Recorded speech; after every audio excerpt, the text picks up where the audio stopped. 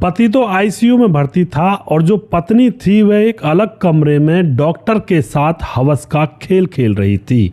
और फिर दोस्तों पति को देते हैं यह लोग दर्दनाक मौत। आखिर क्या हुआ था इस घटना के अंदर, पूरी कहानी यहाँ पर जानेंगे। ऐसी घटनाओं में बड़ा एक कहते हैं ना सबक मिलता है कि जीवन में अगर उतार पर हो जीवन, यानी कि जीवन की जो कहते हैं ना गति है वो रुकी हुई हो या फिर वह ज़्यादा आगे गतिशील ना हो जीवन की गति, तो फिर कैसी कैसी घटनाएं हो जाती हैं, यानी कि बुरे वक्त में लोगों के साथ क्या क्या घटता है। पूरी कहानी यहाँ पर जानने वाले हैं दोस्तों, सुनकर आप लोगों के भी रोंगटे खड़े हो जाएंगे। नमस्कार, मैं हूँ सुदेश कुमार और तिरछी बात चैनल में आपका स्वागत है। यह घटना छत्तीसगढ़ के बिलासपुर के सूरजगढ़ थाना क्षेत्र के अंदर घटित होती है, जहाँ पर प्रदीप नाम का एक शख्स रहा करता है। और प्रदीप की शादी हुई थी 2022 में, पत्नी का नाम था सालू। लेकिन दोस्तों यहाँ पर प्रदीप के अंदर कुछ गंदी आदतें थी, इधर उधर जाता, शराब वगैरह बहुत ज़्यादा लिमिट से ज़्यादा पिया करता।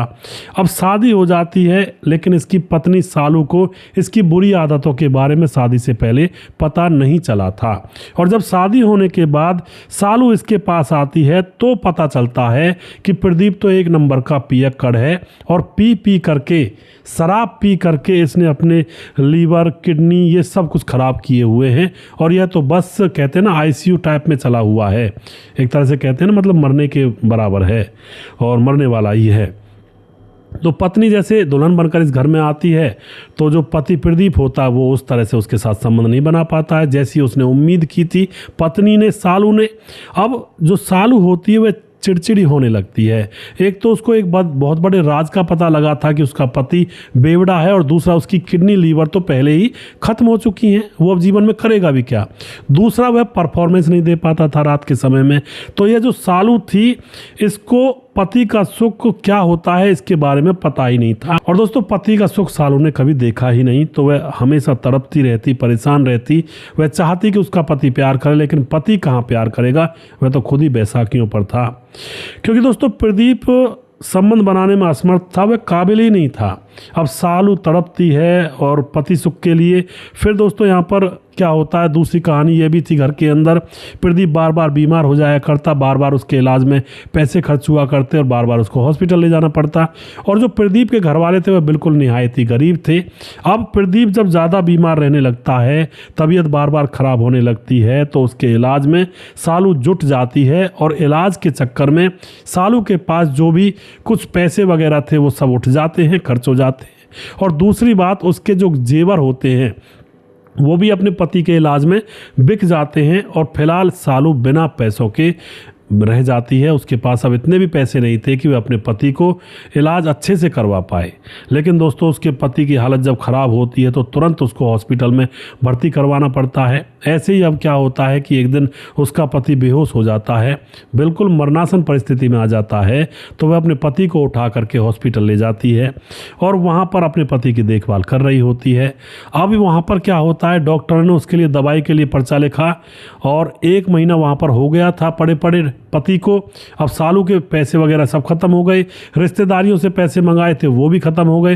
दोस्तों हॉस्पिटल के अंदर जब पैसे वगैरह खत्म हो जाते हैं, कहीं से पैसे नहीं मिलते हैं ना, तो वो जो दुर्दशा होती है ना मरीज की और उसके घर वालों की, बड़ी ही बुरी दुर्दशा होती है। क्योंकि मैं हॉस्पिटल में रहा था, मैंने कई ऐसे केस देखे थे जिनके घर वालों के पास पैसे तो होते नहीं थे और मरीज मरने की परिस्थिति में था, लेकिन अब वो करें तो करें क्या, अपने घर के परिजन को मरता हुआ देखा करते थे।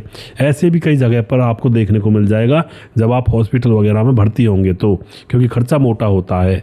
अब ऐसी ही परिस्थिति यहाँ पर हो जाती है। तकरीबन 1 महीने से वह उस हॉस्पिटल में एडमिट था और उसकी जो दवाई गोलियों में पैसा था सब कुछ खर्च हो चुका था। अब जो डॉक्टर होते हैं दोस्तों उसको मृत घोषित कर देते हैं। वह एकदम से बेहोश हो जाता है वेंटिलेटर पर भी और उसको मृत घोषित कर दिया जाता है। अब तो मृत वह जो शरीर था पड़ा हुआ था। उसके बाद ये रोने लगती है जो पत्नी सालू होती है और अपने पति को अपने घर ले आती है।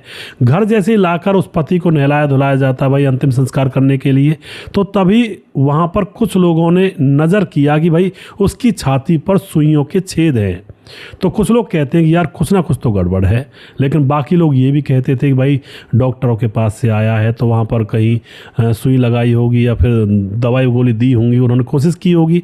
लेकिन कोई समझदार व्यक्ति था, उसने कहा कि यहाँ पर सुइयाँ नहीं लगाई जाती हैं, यानी कि छाती में, दिल के ऊपर, इधर किडनी में सुई लगाई गई थी और इधर जो लीवर था वहाँ पर भी सुई का छेद था, यानी कि 5 से 6 छेद उसके शरीर में सुइयों के थे। तो वह आदमी पुलिस को फ़ोन कर देता है। पुलिस वहाँ पर आती है, उसको बताया जाता है कि देखो जी इसके शरीर में इस तरह से छेद किए हुए हैं, ऐसा तो कहीं भी दवाई नहीं दी जाती।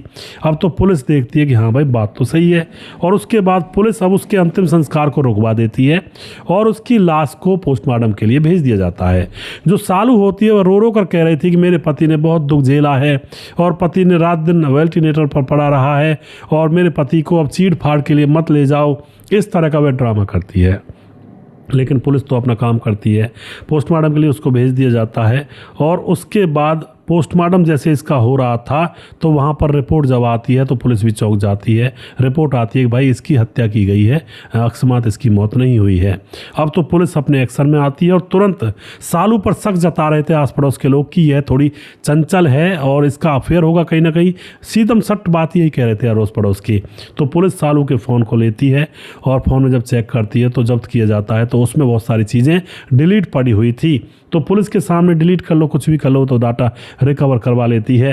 पुलिस ने उस डाटा को रिकवर करवाया और जैसे ही डाटा रिकवर होता है तो वहाँ पर ऐसे ऐसे राज पुलिस को दिखाए मतलब मिलते हैं और फोटो वगैरह भी और कुछ और भी चीज़ें मिलती हैं जो गंदी थी।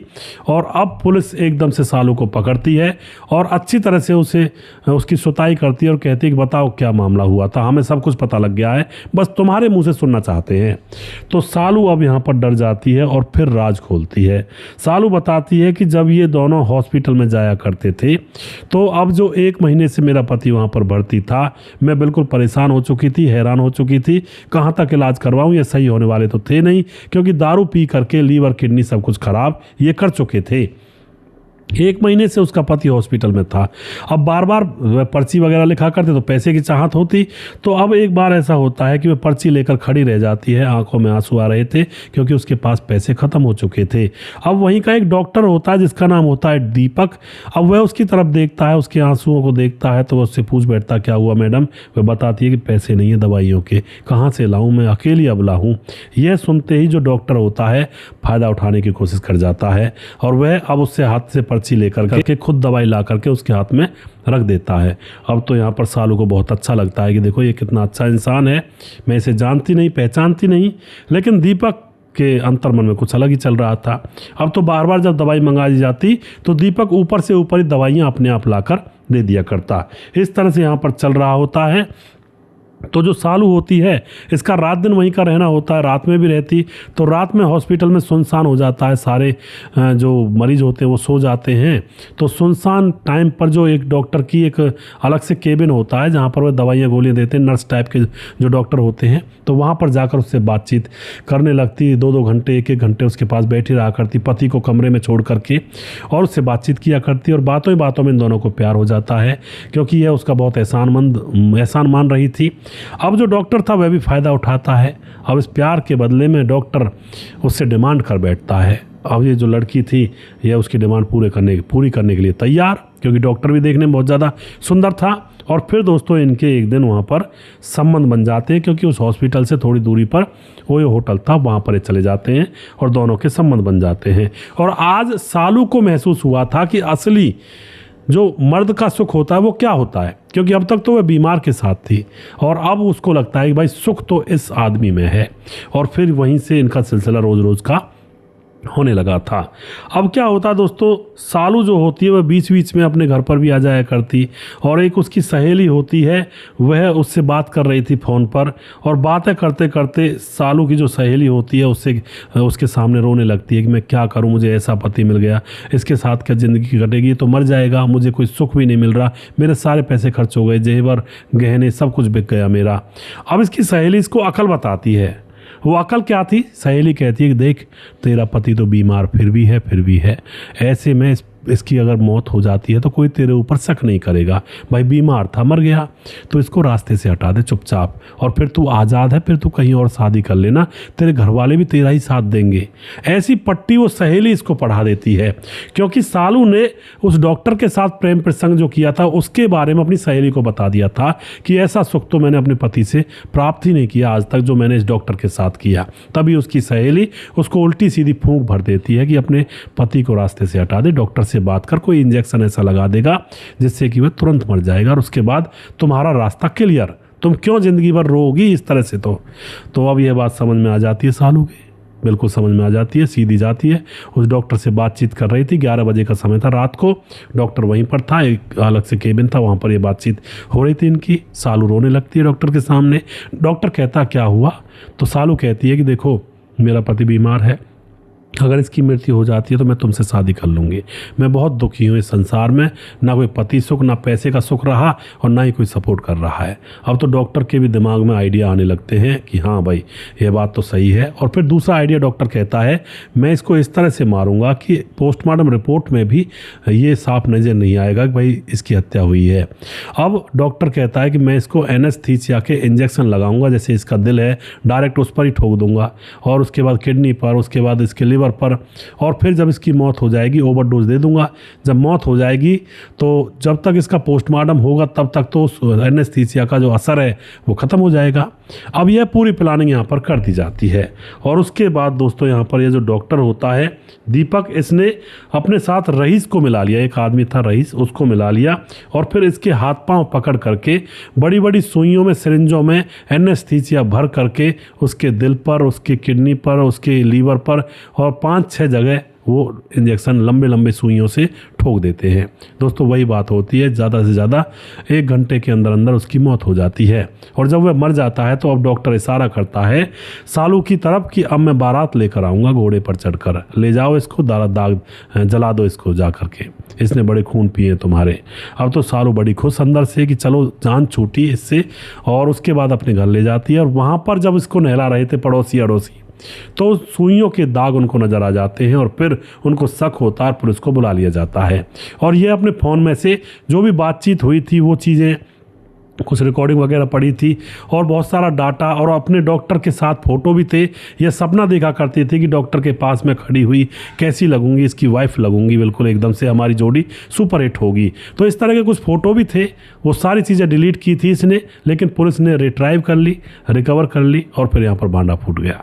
तो इस तरह से दोस्तों इस औरत ने अपने पति की बीमारी से तंग आकर के डॉक्टर के साथ अफेयर किया और पति को रास्ते से इतनी सफाई से हटाया। अगर अड़ोसी पड़ोसी ये नहीं कहते ना कि मामला गड़बड़ है, तो मामला गड़बड़ होता ही नहीं, ये बात दफन होकर रह जाती। तो इस तरह के कई बार चालबाज लोग होते हैं दोस्तों, थोड़ा सावधान रहा करें, कुछ भी पता नहीं चलता है किसी का भी। आज के दौर में तो रिश्ते ही अपने, कहते हैं ना, रिश्ते ही अपने धोखे देते हैं ज़्यादातर, और जो जानकार होता है वही कहते हैं ना पछाड़ लगाता है। तो सावधान रहें, सतर्क रहें। वीडियो के लास्ट में कुछ भाइयों के नाम लेना चाहूँगा जो हमारे वीडियोस को देखते हैं और हमें खूब सपोर्ट करते हैं। हमारे साथ में मनोज श्रीवास्तव जी हैं, और धीरज बनवाल कमेंट करते हैं, समाधान पाटिल जलगांव से कमेंट करते हैं, मुकेश कुमार यूपी तरासी से, सुरेश कुमार बारिक कमेंट करते हैं, पवन कुशवाहा कमेंट करते हैं, पवन पंतगिरी कमेंट करते हैं, हृदय राम भारती कमेंट करते हैं, सुमेर एस हैं, स्वपन डे कमेंट करते हैं, सीताराम सैनी और धीरज बनवाल कमेंट करते हैं, मुकेश कुमार यूपी तरासी से, सूरज डीओ फिजी से कमेंट करते हैं, संजय यादव कमेंट करते हैं, आपकी कहानी सुपर हिट रहता है जी, क्योंकि सुनाने के लिए अच्छा लगता है, यानी कि सुनने में अच्छा लगता है सर। बहुत बहुत धन्यवाद करते हैं जी। संजय यादव जी, योगेश तोमर कमेंट करते हैं, अजय पासी यूसीआर कमेंट करते हैं, रजत सैनी कमेंट करते हैं, मोनू जैन कमेंट करते हैं, राम गोसाई भाई लगातार कमेंट करते हैं, राधेश्याम शर्मा से सीजापुर राजस्थान से कमेंट करते हैं, राजकिशोर चौरसिया महाबलेश्वर महाराष्ट्र से कमेंट करते हैं, और उसके बाद हमारे साथ दुर्योधन भाई कमेंट करते हैं, सुशील चौधरी हमारे लगातार कमेंट करते हैं, और उसके बाद राम मोहम्मद यासीन लाहौर पाकिस्तान से, छगनदास खाडाबांध राजस्थान से कमेंट करते हैं।